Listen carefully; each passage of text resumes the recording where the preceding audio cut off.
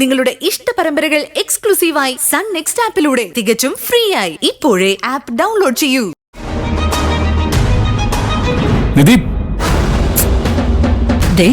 ഇവളുടെ വാക്കും കേട്ട് പോയി ആരെങ്കിലും ഒക്കെ വെച്ച് നീട്ടുന്ന പേപ്പേഴ്സിലൊക്കെ ഒപ്പിട്ട് കൊടുക്കുമ്പോഴേ ആലോചിക്കണമായിരുന്നു. നിന്റെ ജീവിതത്തിൽ നീ ഇനി ഗതി പിടിക്കണമെങ്കിൽ ആദ്യം ഇവളെ വിടുന്ന് പറഞ്ഞു വിടണം. അല്ലാതെ ഈ ജന്മത്ത് നീ രക്ഷ നേടാൻ പോകുന്നില്ല ഗൗതം.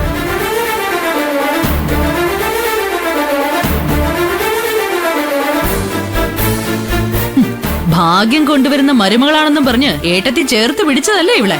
ഇപ്പൊ കണ്ടോ ഭാഗ്യം. ഞാൻ യാചിച്ചില്ലായിരുന്നെങ്കിൽ ഇപ്പൊ എല്ലാരും കൂടി പെട്ടിയും കിടക്കയും എടുത്ത് റോഡിലേക്ക് ഇറങ്ങേണ്ടി വന്നേനെ. അനുഭവിച്ചോ? ഇതല്ല, ഇതിന്റെ അപ്പുറവും വരും. അനുഭവിക്കാൻ തയ്യാറായിട്ട് നിന്നോ.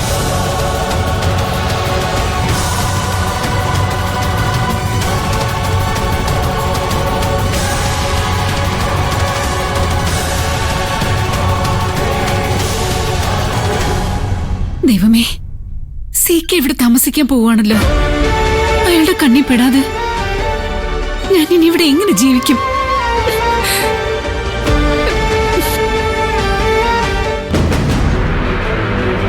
ചേട്ടാ, ഇതിലിരിക്കുന്ന ലഗേജ് ഇങ്ങ് എടുത്തു തരൂ.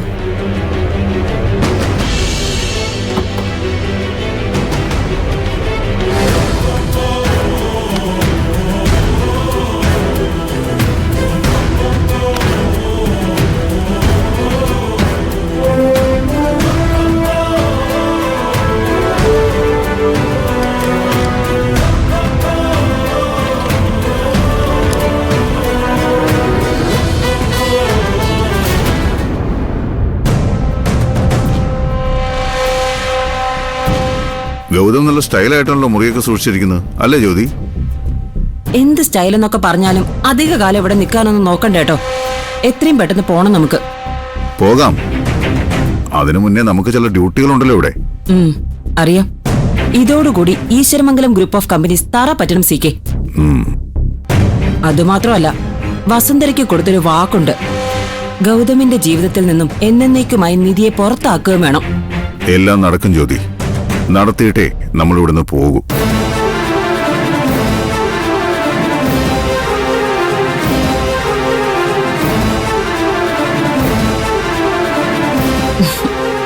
സീക്കെ, നീ നോക്കി. ഇവളിങ്ങനെ ബാഗുമായി നിൽക്കുന്ന കണ്ടിട്ട് റെയിൽവേ സ്റ്റേഷനിലെ പോർട്ടറെ പോലെ ഉണ്ട്, അല്ലേ സീക്കെ?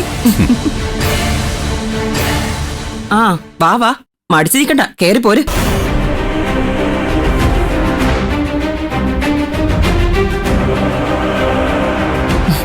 ഉള്ളത് പറഞ്ഞ പുകഴ്ത്തുകയാണെന്ന് തോന്നല്ലേ നിധി? ഞങ്ങളുടെ അടിമയായി നിൽക്കാനുള്ള എല്ലാ യോഗ്യതയും നിനക്കുണ്ട്. ഈ 10-ൽ 10 പൊരുത്തെന്നൊക്കെ പറയുന്നത് പോലെ. ഇതെന്തിനുള്ള ശിക്ഷയാണെന്ന് നിനക്കറിയാമോ? എന്റെ ക്ലബിൽ വന്ന് എന്നെ ബഹുമാനിക്കുന്ന എന്റെ സുഹൃത്തുക്കളുടെ മുന്നിൽ വെച്ച് നീ എന്നെ തല്ലിയില്ലേ, അതിനുള്ള ശിക്ഷയായത്. ഇപ്പൊ എനിക്ക് വേണമെങ്കിൽ നിന്നെ തല്ലാം, തെറി വിളിക്കാം, എന്ത് വേണമെങ്കിലും ചെയ്യാം. ഇതിനെയാണ് മോളെ അവസ്ഥ അവസ്ഥ എന്ന് പറയുന്നത്. എന്താ നിധി ഇത് ഒന്നും മിണ്ടാതെ നിൽക്കുന്നത്? സാധാരണ കഴുത്തിന് വിട്ട് നാവുമായിട്ടാണല്ലോ പെർഫോമൻസ്. പറ, എന്തെങ്കിലുമൊക്കെ പറയുന്നേ, കേൾക്കട്ടെ. ഞാൻ ആദ്യം നിന്റെ ടീച്ചർ ജോലി തെറിപ്പിച്ചു. പകരം നിനക്കിപ്പോ പ്രൊമോഷൻ തന്ന് എന്റെ തന്നെ സെർവന്റ് ജോലി തന്നിരിക്കുക. അന്തസ്സായിട്ട് അങ്ങോട്ട് ഏറ്റെടുത്ത് ഉത്തരവാദിത്വത്തോടെ നടത്തിക്കോ. കേട്ടോടി നിധി, നിന്റെ ആന്റി വസുന്ധരയ്ക്ക് ഒരു പരാതിയേ ഉണ്ടായിരുന്നുള്ളൂ. നീ ഗൗതമിന് ചേരുന്ന പെണ്ണല്ലെന്ന്. അതെന്താ വസുന്ധരയ്ക്ക് അങ്ങനെ തോന്നിയത്?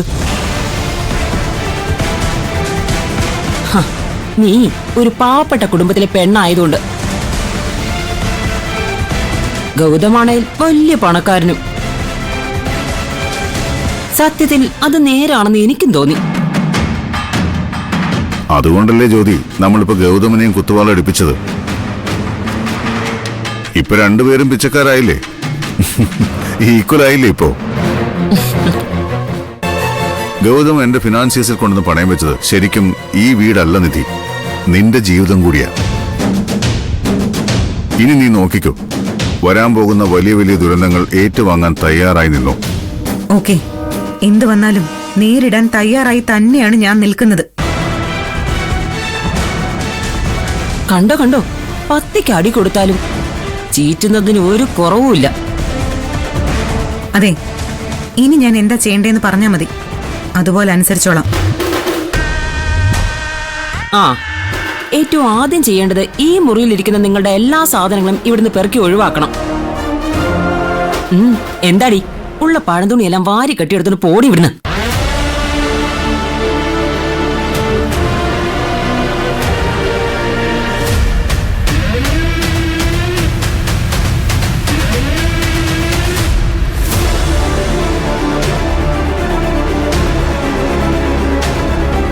അതെ, അങ്ങനെ അങ്ങ് പോകാൻ വരട്ടെ.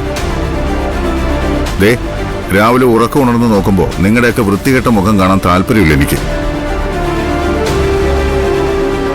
അതുകൊണ്ട് ഇവിടെ ഇരിക്കുന്ന എല്ലാ ഫോട്ടോകളും പെറുക്കിയെടുത്ത് മാറ്റിവെക്കണം, കേട്ടല്ലോ? വേഗം ആവട്ടെ.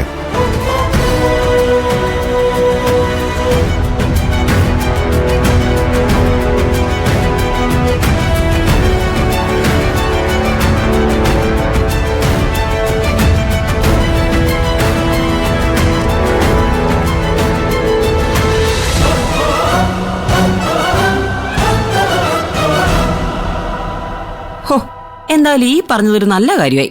എരണം കെട്ടവളുടെ മുഖം കണ്ട് രാവിലെ ഉണർന്നു എഴുന്നേക്കണ്ടല്ലോ.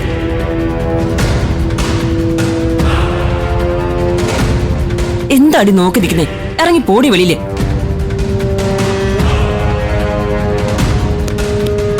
അതെ, നിങ്ങളോടൊക്കെ ആവശ്യമില്ലാതെ സംസാരിച്ച് എനിക്ക് നല്ല തലവേദനയായി.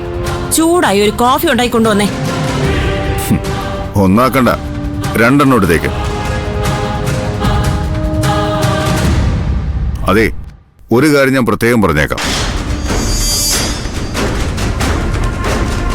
കോഫി ഇവിടുത്തെ സെർവന്റ് കൈ കൊടുത്തുവിടാന്ന് വിചാരിക്കണ്ട. ഞങ്ങളുടെ സെർവന്റ് തന്നെ കൊണ്ടുവരണം. അതായത് നീ കൊണ്ടുവരണം.